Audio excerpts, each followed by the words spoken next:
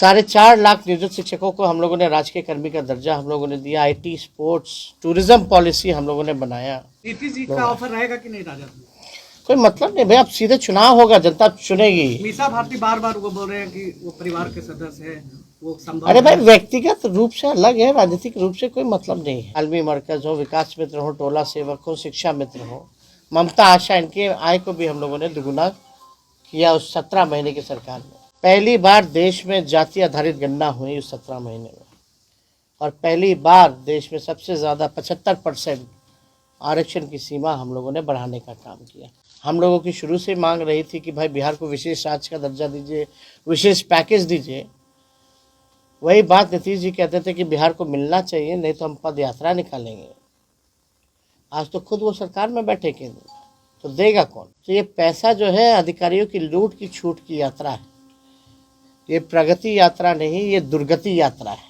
लोग जो है परेशान है, छात्र नौजवान परेशान है पेपर लीक से, नौकरी नहीं है, बेरोजगारी चरम पर है। थाना ब्लॉक चले जाइए तो बिहार जो है भ्रष्टाचार के मामले में ये गंगोत्री बन चुका है। हर लेवल पर करप्शन जो है नीतीश जी के राज में चरम पर पहुंच चुका है। लोग भ्रष्टाचार से, घूसखोरी से लोग जो है परेशान हो चुके हैं।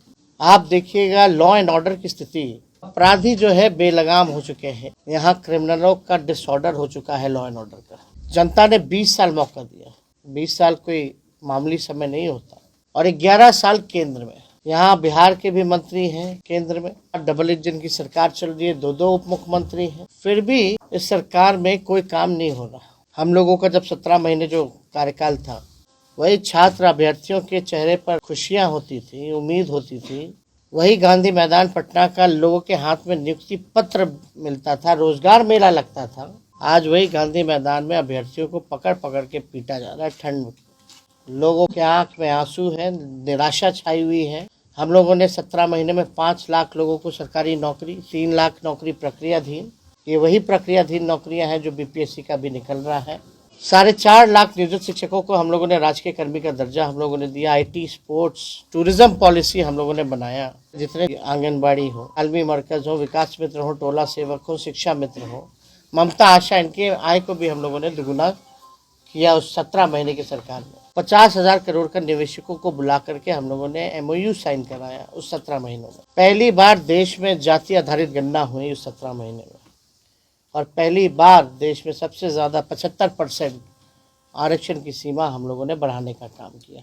65 + 10, 10% EWS का एज इट इज हम लोगों ने रखा। तो जो काम उस 17 महीने में हुआ, आज 1 साल से ज्यादा हो गया इस एनडीए सरकार को। 2 बीजेपी के उप मुख्यमंत्री हैं, यहाँ के केंद्र मंत्री हैं। एक उपलब्धि अगर कोई बता दे उन लोगों की। मुख्यमंत्री यात्रा पे निकलते हैं तो 3 बार तो नाम बदला जाता है यात्रा का, लेकिन ताजुब की बात है कि अपनी जनता मालिक से संवाद करने के लिए 2 अरब 25 करोड़ 78 लाख रुपए खर्च करना पड़ रहा है। बिहार गरीब राज्य है। हम लोगों की शुरू से मांग रही थी कि भाई बिहार को विशेष राज्य का दर्जा दीजिए, विशेष पैकेज दीजिए।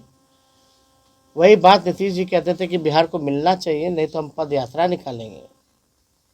आज तो खुद वो सरकार में बैठे केंद्र, तो देगा कौन? आज विशेष राज्य के दर्जे के बारे में क्यों नहीं चर्चा होती है? और ये जो यात्रा पे आप कहते हैं गरीब राज्य है, 2 अरब 25 करोड़ 78 लाख रुपए आप खर्च कर रहे हैं, और वो भी ग्रामीणों से नहीं मिलते, ना जनता से मिलते, ना संवाद करते। वही पटना में जो चंद अधिकारी हैं, रिटायर्ड वगैरह, उन्हीं को लेकर के घूमते हैं। तो ये पैसा जो है अधिकारियों की लूट की छूट की यात्रा है।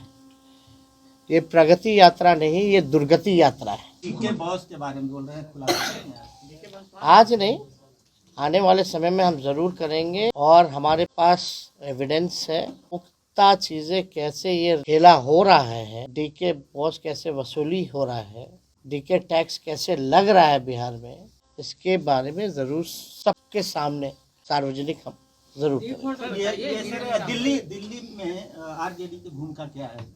हम लोग चुनाव नहीं, हम लोग कांग्रेस के बजाय आम आदमी पार्टी, हम लोग चुनाव नहीं लड़ रहे हैं। इंडिया गठबंधन मतलब कांग्रेस अलग बिहार में है ना, हम लोग इंडिया अलायंस। आप बिहार के पत्रकार हैं, दिल्ली वाले लोगों को जाने दीजिए, हम लोग तो है ना बिहार में इंडिया अलायंस। चेतन आनंद की बात कर, बड़ा बंगला मिला है कल को, जो गर्दनी बाग में मंत्री कॉम्प्लेक्स अरे कल को अपने घर में क्यों ना बुला ले भाई, उनका सरकार है, उनकी मर्जी। चेतन आनंद का आरोप है कि आरजेडी में आंतरिक लोकतंत्र नहीं है, विधायक से भी बात तेजस्वी जी नहीं करते हैं। मेरे साथ बैठ के तो गाना गा रहे थे। पशुपति पारस महागठबंधन के हिस्सा होंगे क्या? देखे वो वीडियो? सर पशुपति पारस महागठबंधन के आपको हिस्सा क्या होंगे? लगता है? सर पशुपति पारस महागठबंधन की नजदीकियां बढ़ी है, चूड़ा दही जो आप लोगों के साथ में नजदीकियां बढ़ी है पशुपति पारस का, क्या महागठबंधन में नजदीकियां रहेगा? अरे हम लोगों का देखिए भाई, पुराना रिश्ता तो है ही ना, अभी से तो है नहीं पारिवारिक रिश्ता। अब वो भोज पे बुलाए थे तो इसलिए हम लोग गए थे, लेकिन कोई पॉलिटिकल चर्चा भी नहीं हुई। सर सुनील सिंह मामले में सुप्रीम कोर्ट ने जो लीगल हाउस को होल्ड कर दिया है, इस मसले को आप कैसे? देखिए, हम तो अदालत का शुक्रिया अदा करते हैं और हम सब लोगों को न्यायालय पे पूरा भरोसा है कि इंसाफ होगा। लेकिन आप बताइए, केवल पलटू राम कहने से आप सदस्यता किसी का ले लीजिएगा? उन पे आरोप क्या है? बिहार में कौन ऐसा व्यक्ति नहीं है जो नीतीश जी को पलटू राम नहीं बोलता? वो तो हम आदर करते हैं, सम्मान करते हैं उनका व्यक्तिगत तौर पे। लेकिन आप अगर पलटू राम कहने पे सदस्यता ले लीजिएगा, ये तो तानाशाही है ना, ये तो अन्याय है। और इस तरह का काम अगर होगा तब तो कोई बचेगा ही नहीं। जरा मांझी सर प्रेस कॉन्फ्रेंस किए थे पिछले सप्ताह, तो कहे थे कि कल्याण के पंचायती राज के प्रधान सचिव में देवेश चेहरा तो पूरा कमीशन तैयार करके पटना पहुंच रहा है। हम क्या बोल रहे हैं, गंगोत्री हो चुका है, गंगोत्री हो चुका है। बिहार भ्रष्टाचार के मामले में गंगोत्री हो चुका है।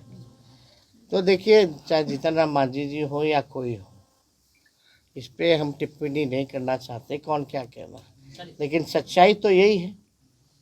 अब इससे ज़्यादा, अब केंद्र मंत्री एनडीए के अगर ये बात कह रहे हैं तो अब देखिए क्या हो। सवाल ये है कि पिछले 2020 के विधानसभा में 10 सीटें जो है यहाँ महागठबंधन लड़ी, 7 सीट आपने लगा, 3 सीट जो है वो कांग्रेस को दी, एक भी सीट मुसलमान को नहीं दिया गया। तो क्या इस बार के चुनाव में शेरघाटी हो या अन्य बेलागंज हो, यहाँ कुछ समीकरण बदलेंगे या सेम रहेगा? अभी आप समय आने दीजिए, पार्टी निर्णय करेगी इसमें। मुसलमान हम लोग सब लोगों का ख्याल रखेंगे। क्या मुसलमानों का सीट मिलेगा सर इस बार 10 में से? भाई सबको सबका अधिकार मिलेगा, सबको सम्मान मिलेगा। सर ये जानना चाहूंगा कि आपकी राजधानी में एक राजनीतिक पार्टी ने आश्रम खोला है, क्या कहना चाहेंगे? एक राजनीतिक पार्टी ने आश्रम खोला है, कैसा आश्रम? जन सुराज आश्रम, क्या कहेंगे? अब हम इस पे कोई टिप्पा टिप्पणी नहीं करना चाहते हैं। सब लोगों को चुनाव लड़ने का, पार्टी बनाने का, आश्रम खोलने का अधिकार है इस लोकतंत्र में। लेकिन ताजुब तब लगता है ना, पीछे गांधी जी का फोटो लगा रहता है, अब बात होती है कि शराबबंदी जो है वो ख़त्म कर देंगे।